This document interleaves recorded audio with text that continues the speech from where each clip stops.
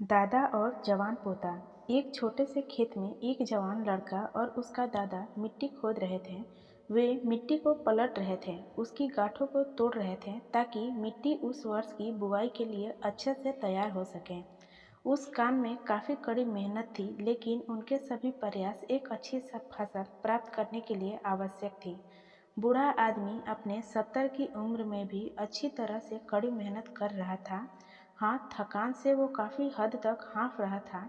हर प्रहार के जोर से उसके माथे से पसीना टपकता था, लेकिन फिर भी वह शिकायत नहीं कर रहा था। उसका पोता, जो महज 17 साल का था, तंदुरुस्त और ताकतवर, वह मिट्टी को पलटने और गांठों को तोड़ने में लगती मेहनत और ताकत के लिए खुश था। फिर वहाँ खड़े होकर वह हाँफता और थोड़ी देर के रुक जाता।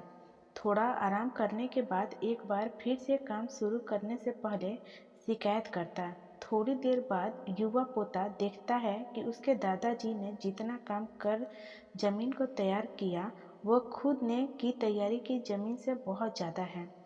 दादाजी, जब आप इतने बूढ़े हो फिर भी आपने मुझसे इतना अधिक काम कैसे किया?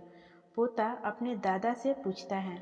दादाजी ने उसे जो जवाब दिया, उसकी उसे उम्मीद नहीं थी। जब हम किसी काम को मुश्किल मानते हैं और उसके बारे में ज़्यादा सोचते हैं तो सच में मुश्किल हो जाता है।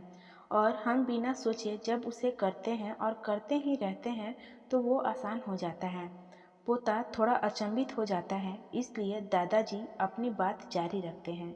जब हम अपना समय यह सोचने में बिताते हैं कि कोई काम कितना कठिन है और अभी कितना सारा बाकी है, तब हमारा मन बहाने बनाने लगता है।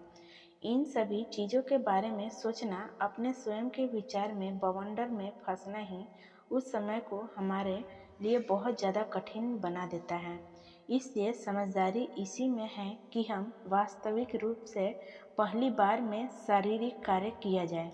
जब आप तय किए काम के बारे में ज़्यादा सोचते हैं और अपने दिमाग को नकारात्मक विचार पर ध्यान केंद्रित करने की अनुमति देते हैं, तो आपकी गति उस काम को करने के लिए अपने आप धीमी हो जाती है।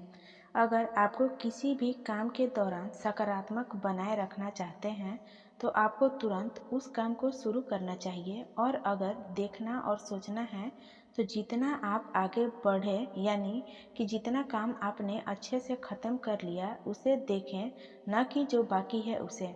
उसके बारे में विचार करें। ऐसा करने से एक सुखद और सकारात्मक एहसास आपको उस काम को लगातार करते रहने की ऊर्जा देते रहेगा।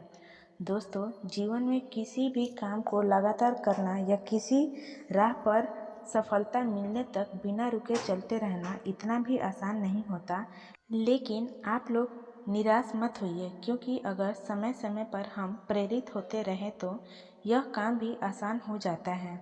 आज की एक छोटी सी मोटिवेशनल कहानी आप में नई जान फूंक देगी और आप जिस भी काम को लगातार कहना चाह रहे हैं उसके लिए आपको प्रेरणा देगी।